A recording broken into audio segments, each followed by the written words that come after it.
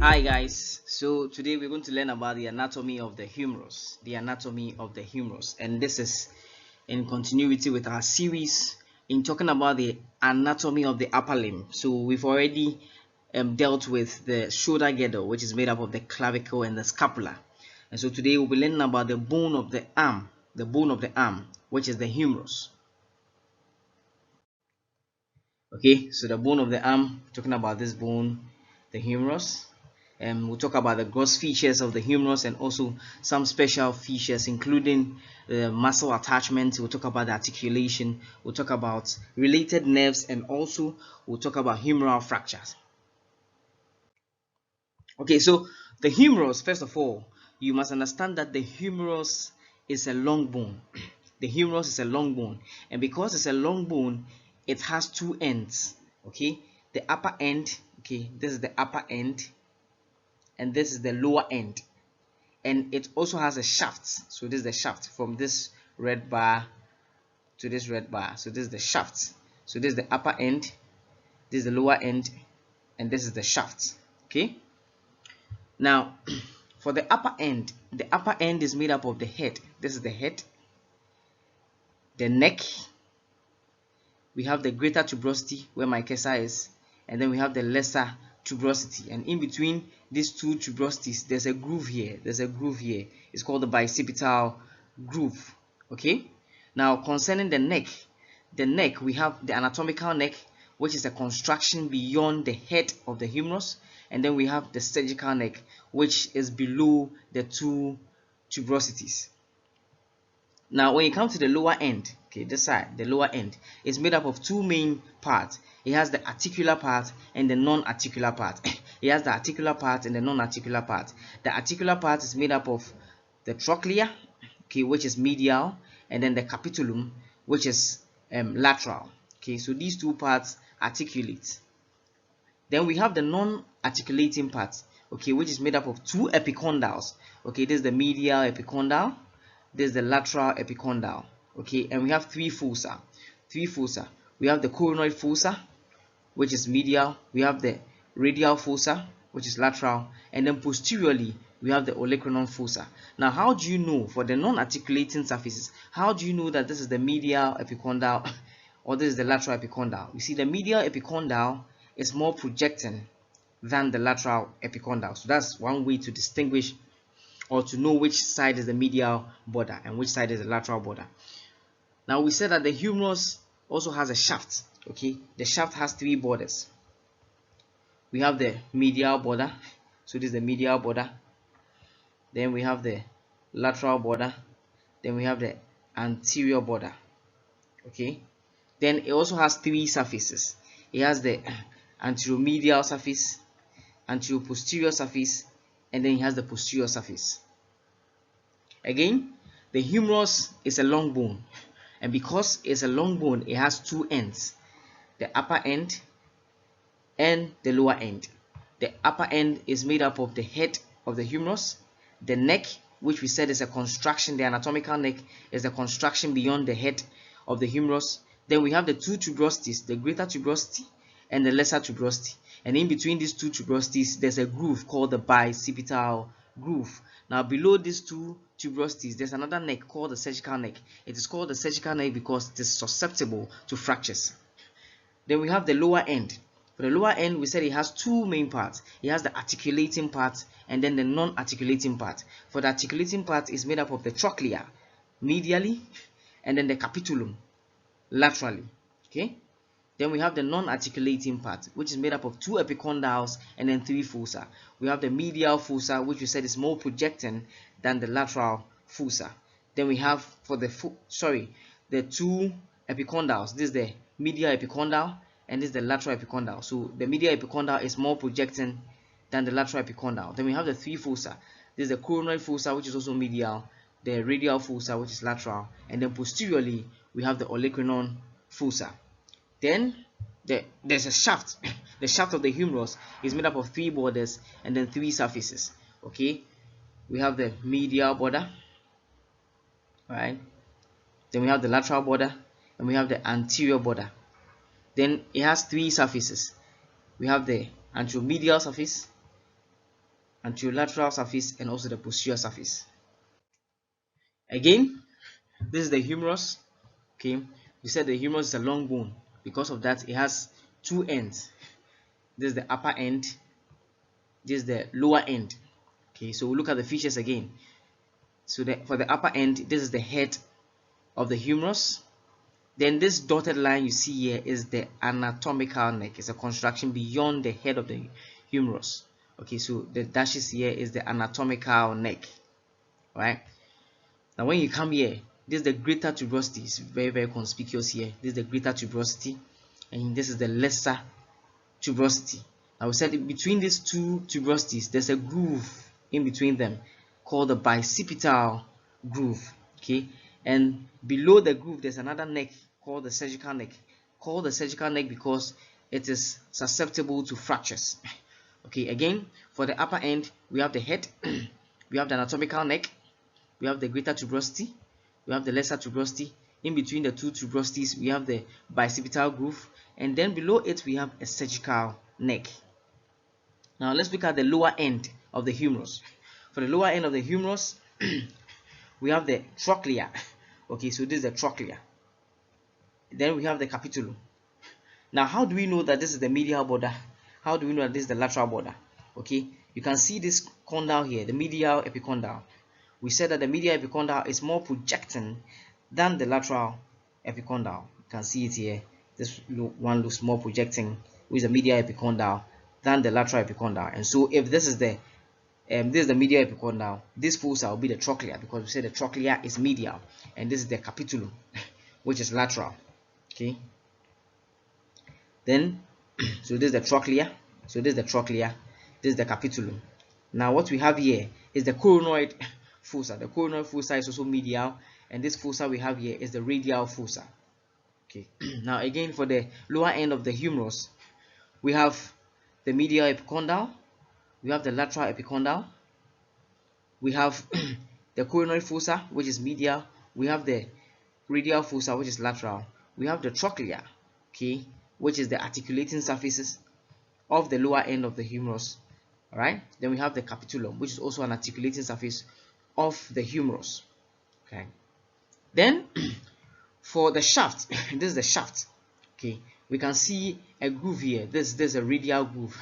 This is a radial groove, and for the radial groove, we have two structures going through the radial groove. We have the radial nerve and the deep brachial artery. We have the radial nerve and the deep brachial artery.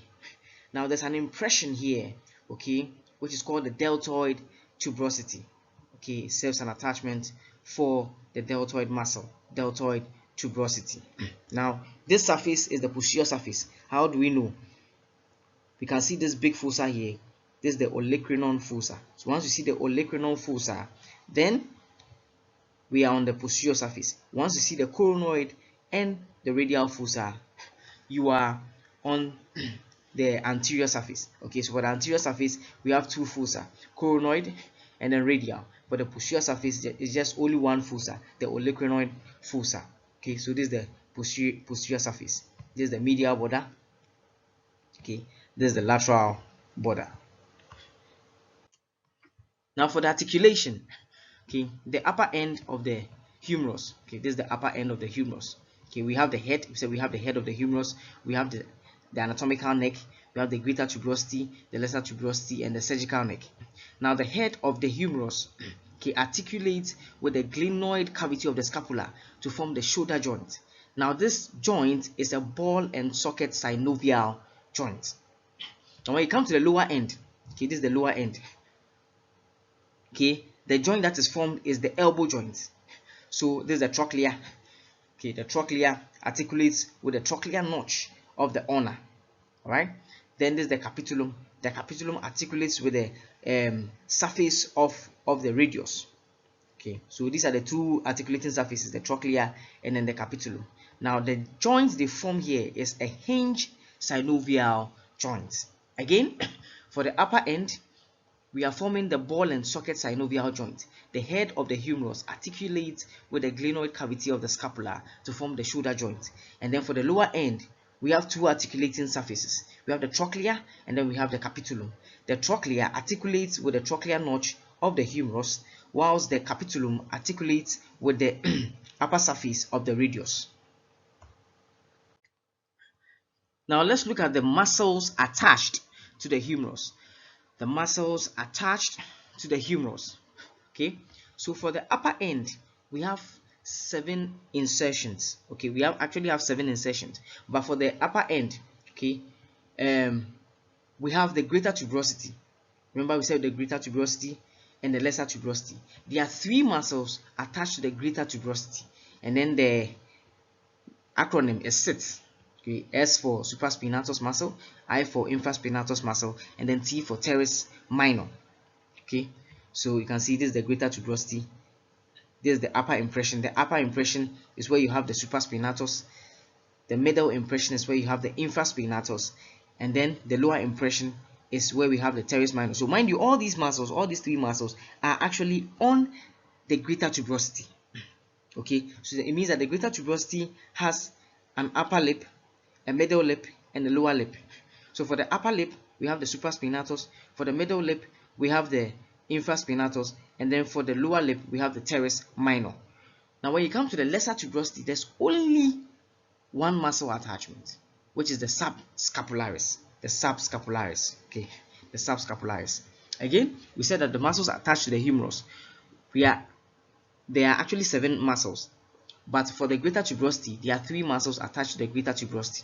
Okay, so the greater tuberosity has 3 impressions or 3 lips: the upper lip, the middle lip, and then the lower lip. The upper lip, for the upper lip, we have the supraspinatus. For the middle lip, we have the infraspinatus, and then for the lower lip, we have the teres minor. Then there's only one muscle attached to the lesser tuberosity, which is the subscapularis. Now continuing with the muscles attached to the humerus. Okay, we've already looked at 3 muscles attached to the greater tuberosity: supraspinatus, infraspinatus, teres minor, and then 1 muscle attached to the lesser tuberosity, which is the subscapularis. So we'll continue. There are 3 muscles attached to the bicipital groove. Okay, we said that the bicipital groove is found between the greater tuberosity and the lesser tuberosity. Okay, so this is the bicipital groove. So this is the groove. Now there are 3 muscles attached to the bicipital groove. In other words, the bicipital groove provides attachment for 3 muscles and actually 1 ligament. The first muscle is the pectoralis major, okay, which is found on the lateral lip of the bicipital groove. This is the pectoralis major. Then we have teres major, okay, found on the medial lip, teres major, and then we have the latissimus dorsi, which is found on the floor of the bicipital groove. Now there's a very important ligament called the transverse humeral ligament. So this is the transverse humeral ligament. It extends between the 2 lips. Okay, 2 lips, the greater tuberosity and then the lesser tuberosity. Okay, now this ligament converts the groove into a tunnel. Okay, and what is going through this tunnel is the long head of the biceps. Again, there are 3 muscles attached to the bicipital groove. We said that the bicipital groove is found between the 2 tuberosities, the greater tuberosity and the lesser tuberosity. So this actually is the bicipital groove. This groove here is the bicipital groove. Okay, we said that for the lateral lip of the bicipital groove, we can find the muscle pectoralis major.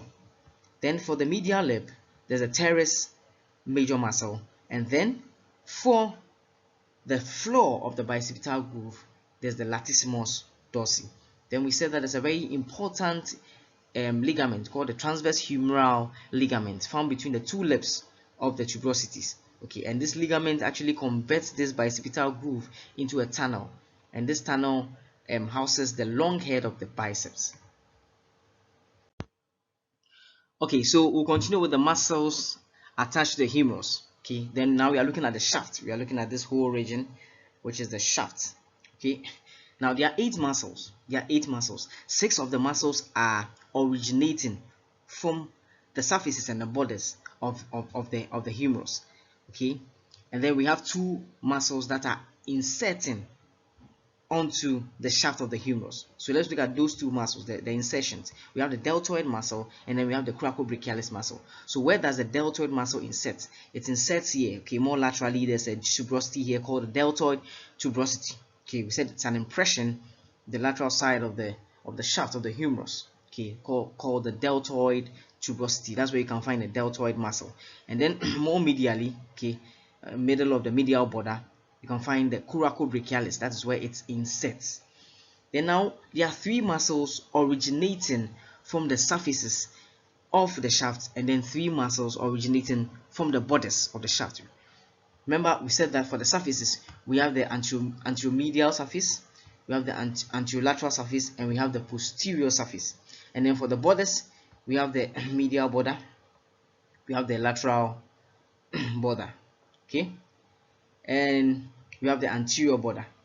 Okay, so now let's look at the three muscles originating from the surfaces. Okay, so this is number 3, the brachialis muscle. Okay, it originates from the lower half of the anterior surface. Lower half of the anterior surface.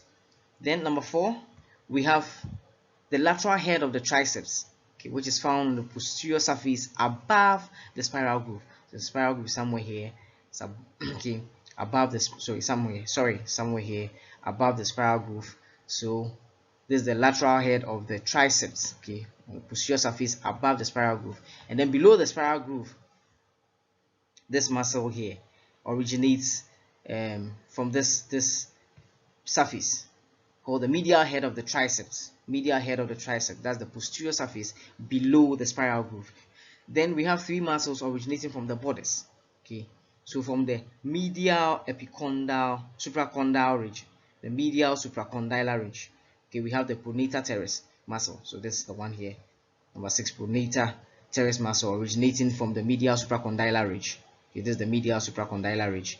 And then for the lateral supracondylar ridge, the upper third, we have the brachioradialis, and then the lower 2/3 we have the extensor carpi radialis longus. Extensor carpi radialis longus. Again, there are 8 muscles. Okay, when it comes to the shaft of the humerus, 8 muscles.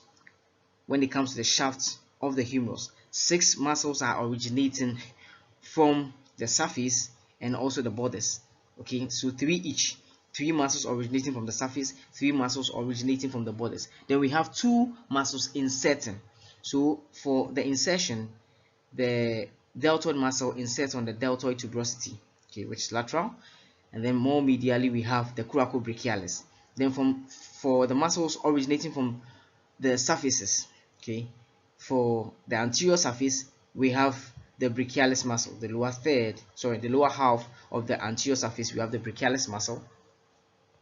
Then above the spiral groove, this is a spiral groove, okay, above the spiral groove, we have the lateral head of the triceps, and then below the spiral groove, we have the medial head of the triceps. So this is the spiral groove. So you can follow my case. This is the spiral groove. Okay, so this is above the spiral groove. This is the lateral head of the tricep. This the spiral groove. So this below, this muscle here is below the spiral groove. So this is the medial head of the triceps. Then we have the 3 muscles originating from the borders. Okay, so this is the medial supracondylar ridge. We have the pronator teres muscle originating from this side, and then for the lateral supracondylar ridge, the upper third, we have the brachioradialis, and then for the lower 2/3, we have the extensor carpi radialis longus. Okay, so for the lower end of the humerus, okay, this is the lower end of the humerus, this is the lower end of the humerus. Obviously, this is the anterior side, this is the posterior side. How do we know? For the anterior side, you can see the fossa here, 2 fossa, one here, one here. Then for the posterior side, you can see only 1 fossa. This is the olecranon fossa. Okay, you can see the medial epicondyle here, more projecting than the lateral epicondyle. Okay, so for the medial epicondyle, this is the front. This is the front of the medial epicondyle. Okay, and this is the back of the medial epicondyle. This is the front of the medial epicondyle. This is the back of the medial epicondyle. This is the front of the lateral epicondyle. This is the back of the lateral epicondyle.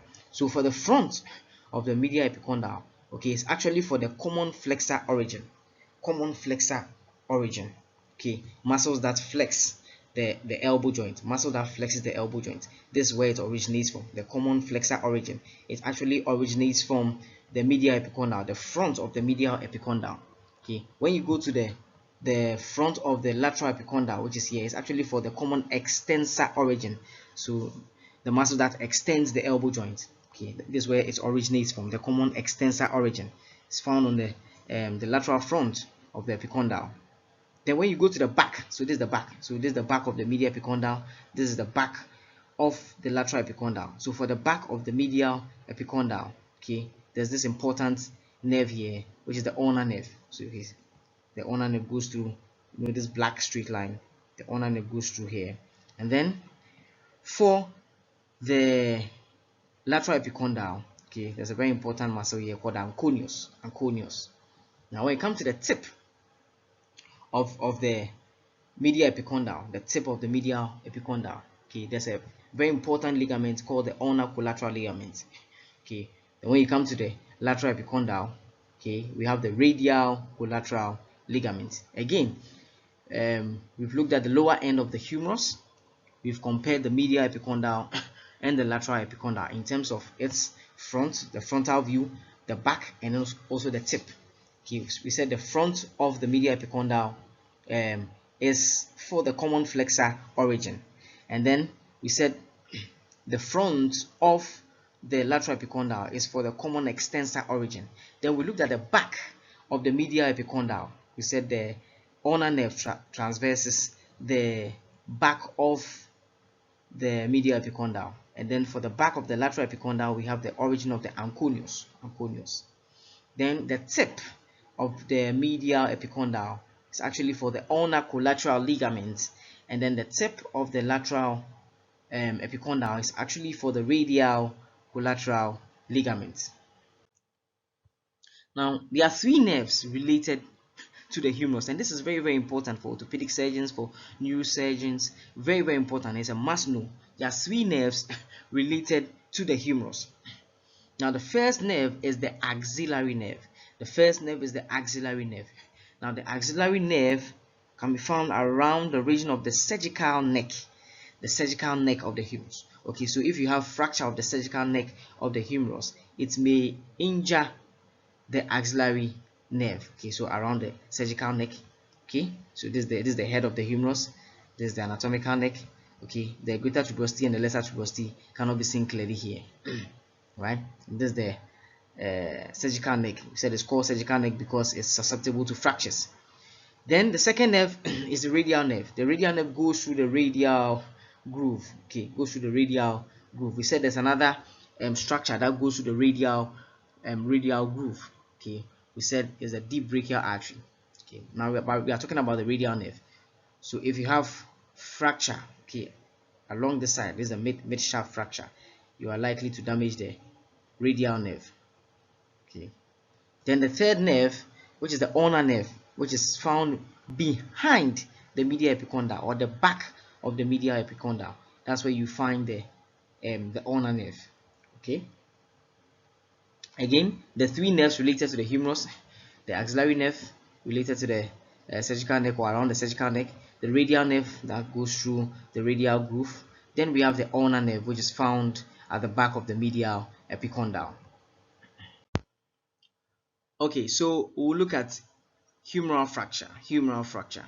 Okay, so from this x-rays you can see that there are three levels of the humeral fracture. So this is the first level, this is the second level, and this is the third level. Okay, the first level is around the region of the cervical neck. The second level is a mid-shaft fracture. Then the third level is around the medial epicondyle. Okay, so if there's fracture of the cervical neck, okay, you may injure the axillary nerve. If there's fracture of the midshaft, you may injure the radial nerve.